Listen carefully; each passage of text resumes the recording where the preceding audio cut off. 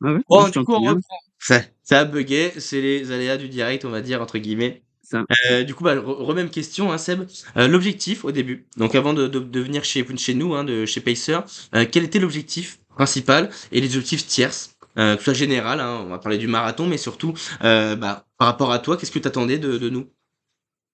J'attendais, une structure et une programmation adaptée à mes besoins, pour préparer, le marathon de Paris et donc du coup, on a commencé ensemble, avec la team Pacer, au mois de janvier pour, entre 12 et 15 semaines, de préparation pour le marathon de Paris. Ok. Est-ce que l'objectif il a été atteint selon toi? Alors l'objectif général du marathon et en termes par rapport à toi, surtout, bah, pas que physique. Oui, oui, bien sûr, l'objectif, il a été atteint puisque je l'ai terminé donc j'ai le plaisir d'être finisher de mon premier marathon, de ma carrière, d'athlète et ça s'est plutôt bien passé même si j'ai commis, bah, pas mal d'erreurs de débutant mais sinon, sans vous, je pense que j'aurais pas forcément été au bout ou alors, pas dans les conditions les plus optimales. Ouais, bah, tu l'as très bien fini. T'as fait un temps, bon, t'as fait les conneries de base, hein.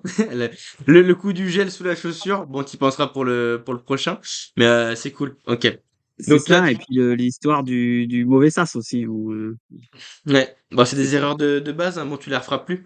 Hein, et du coup, t'es reparti avec nous pour un tour, hein, semaine prochaine, semi, et puis advienne que pourra, on en discutera après pour quelque chose de plus long ensuite. Hein. Est-ce que exactement. tu trouves que le suivi il a été adapté à tes contraintes, à tes objectifs, à toi? Bon, avec Tanguy, surtout Tanguy, hein, surtout Tanguy qui te suit d'ailleurs. Est-ce que tu trouves que c'est adapté?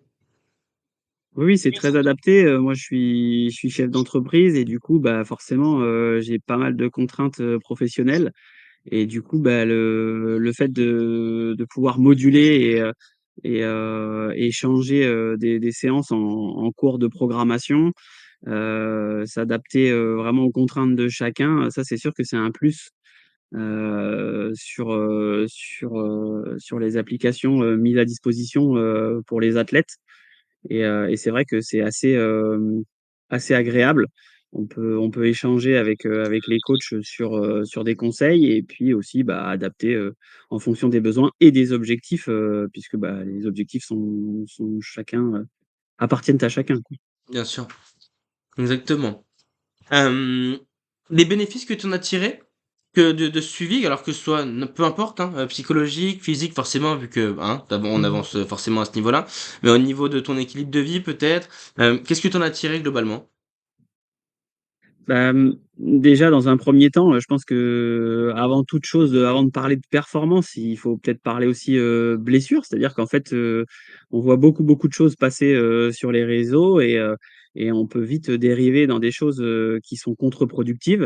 Moi, dans mon cas, je suis parti on va dire, d'un niveau, presque zéro et en fait, bah, toute la prépa et le marathon, sans blessure, sans même, avoir, un petit couac ou quoi que ce soit. Donc ça déjà c'est un point, hyper important, la santé quand même, avant tout, avant les performances.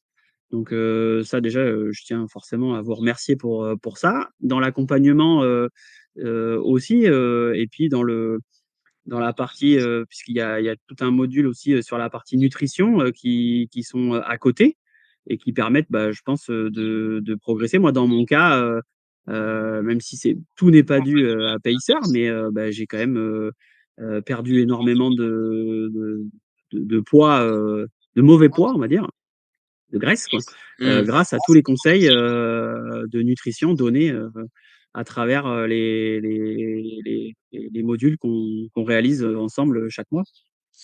Puis là, on a les nutritionnistes qui arrivent, hein, qui prendront contact directement avec toi pour la suite du process, hein. Ce sera encore plus, un peu plus strict. Pour l'instant, c'est un peu, c'est pas que c'est comme ça, c'est que chacun, on voit ça au téléphone, etc. Là, il va y avoir vraiment un process. Hein, on verra ça, tu seras averti en temps et en heure. Bon, le 1er juin, c'est demain.